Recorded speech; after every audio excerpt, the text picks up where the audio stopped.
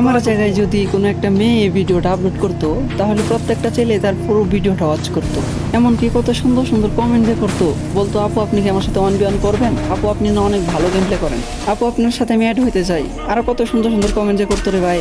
কিন্তু একটা ছেলে সারাদিন কাজ করার পরেও কত সমস্যার ভিতর দিয়ে একটুখানি ভিডিও করার চেষ্টা করে, ভিডিও করে যখন আপলোড করে যে এইটার আশায় যে হয়তো বা তারও অনেক ভালো ভালো ভিউজ আসবো, অনেক লাইক কমেন্ট শেয়ার আসবো।